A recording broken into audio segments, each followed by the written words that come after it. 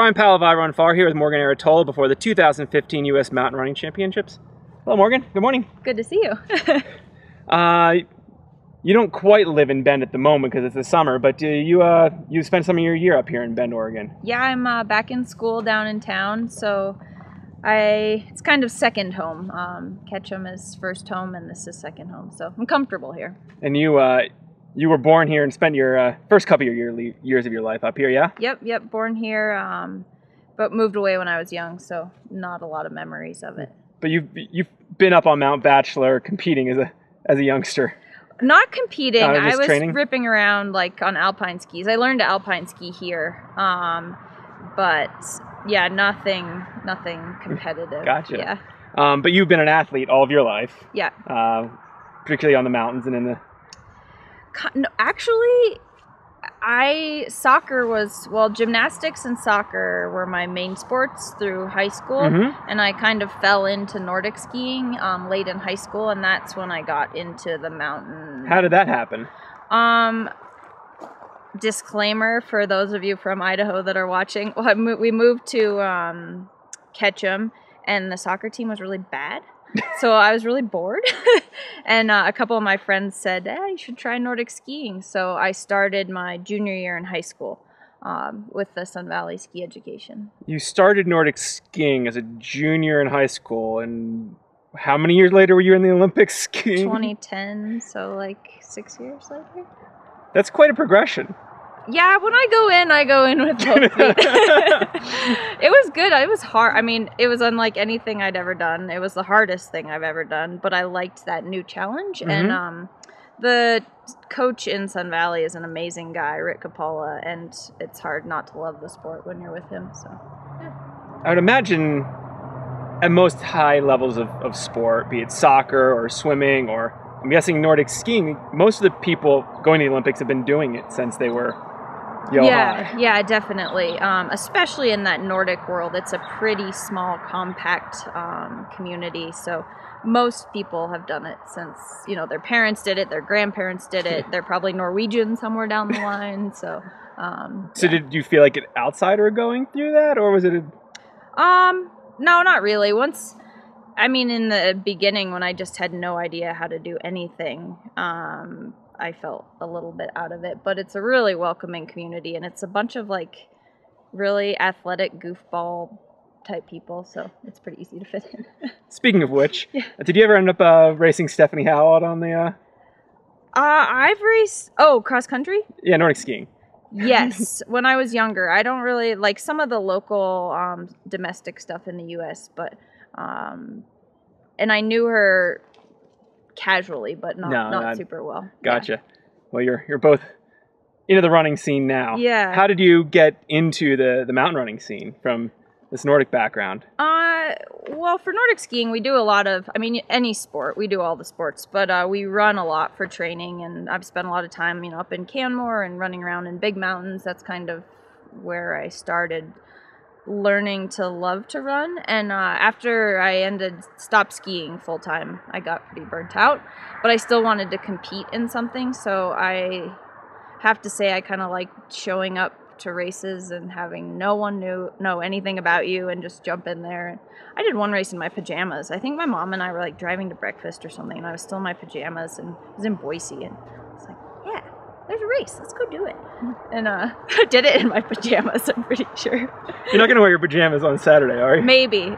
I probably will have the longest shorts out there of anyone, unless Stevie Kramer shows up. Her and I are like, can we have longer shorts, please? Said no one ever. No. Yeah. Well, you're not unknown anymore in the running. Wow. You won U.S. Mountain Running Championships 2 years ago. You were second last year. Do you feel any pressure in that regard, or you just feel like you're still out there playing in the mountains? Yeah, I guess I always feel pressure. I'm just competitive with myself in anything, but I guess it's not my ideal race. It's pretty short, and I prefer kind of longer stuff that's really technical, so it's good for me to get out of that comfort zone, and I like the people, and I still feel like an outsider in the running world because I don't feel like I'm a runner. No? I do run. You don't feel like a runner. You're national champion, but... Yeah, but like, I don't know. I couldn't tell you how many miles I run, or, you know, I don't have a coach, or that's not my full-time thing. Yeah. Which I think mentally is good for me. But, yeah. And I just enjoy being outside and in the mountains. So you don't have a coach and you don't know how many miles you run, but I'm guessing, having competed at such a high level in Nordic skiing, you have an idea of how to put the basic elements together. Oh, yeah. You're training. Sure. Yeah. Oh, yeah. Don't get me wrong. I train, but I'm at work and I'm in school. And if my friends are like, oh, we're going to go on a great mountain bike ride, and I thought maybe I'd go for a run that day, I'll go biking. So it just depends kind of on the day. You know, I show up as well prepared as I can be, and I'm an idiot. I'll go as hard as I can for any race. So that's never an issue. It just might not be fast. So we'll see. But. And how are you feeling fitness-wise right now? I feel like a diesel, not as much like a hyper. You know, I feel like I can, once I get warmed up, I can go for a while, but the shorter, it's going to hurt. I mean, it's 8K. It's short. It's short. So, yeah, it is what it is. It's, you know, nothing can be done at this point except, you know, we'll see. How's your racing gone this spring? It's gone well. We're into the summer now. I actually did the Bend Olympics in May, the pole pedal paddle. Yeah? Yes. So that was my first, it's kind of like, if you're going to live here, you have to do the pole pedal paddle. So I did that, which was fun. The most high maintenance race I've ever done in my life, but really fun.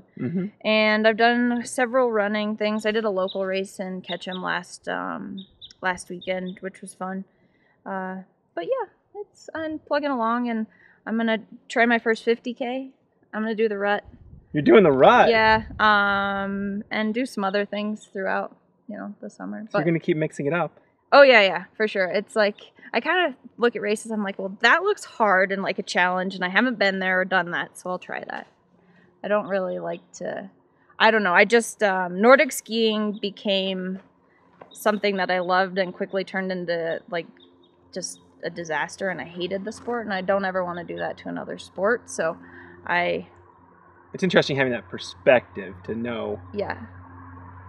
What turned it into a disaster? Was it your own mental makeup and that you were all in and kind of overdid that? Or was it external factors? Everything. I mean, when you're in that world, you know, every day is train, rest, train, repeat every day. You know, it's a lot of training and a lot of traveling and living out of a suitcase. It's a pretty selfish lifestyle. And I just got pretty burnt out. And, you know, by the time I got to the Olympics, it was kind of a disaster. I was a disaster. And, you know, everyone has these grand ideas that you go to the Olympics and you have your best races. And I had my worst races, and I just wanted to hide and crawl in a hole. And, you know. Did you quit, like, immediately thereafter? Did you? No, I tried to drag it on for, like, another year. And finally, I threw my hands up. And it took me, I did my first ski race about a little over a year ago, and that was the first time I could actually get into a race and not have like high expectations or start hating it. So it took a little while. And did you enjoy it? Yeah, and I've been ski racing now, and I ski up here a lot, and I'm coaching a little bit in the summer and winter. So there's a couple places around the U.S. that have sort of like, you did the pole pedal paddle, that have four sport disciplines, including Nordic skiing. Have you thought about jumping in one of those races? Oh, yeah, for sure. Well, in the pole pedal the quadrathon, I think it's out in New Mexico. Yep. Yeah. And then Jackson has their pole pedal paddle, and they're fun, but this one, it took like a week to organize all the gear. Like I borrowed Zach Violet's boat, borrowed a friend's bike, alpine stuff. Luckily, they didn't have Nordic skiing this year, which was fine with me because it was one more piece of equipment to not have. It's a really high maintenance. Once you're going, it's fun, but you know, there's a lot of moving parts that you and the like sleekness. So usually they have custom fitted like alpine boots that your ski boots, Nordic boots fit in, and so then I did my running shoes in there, and it's a lot of like how quick can you transition. Wow. Yeah. It's the Bend Olympics, I'm just telling you. There's no beer drinking involved in that? At the end. Every sporting event in Bend, Oregon involves beer drinking. I was going to say, it's probably mandatory. Yeah, definitely. The Visit Bend committee is like, and beer. Yes, that's just a given. Oh, well, it's great to meet you, Morgan. Really Thank you for your time. Thank you.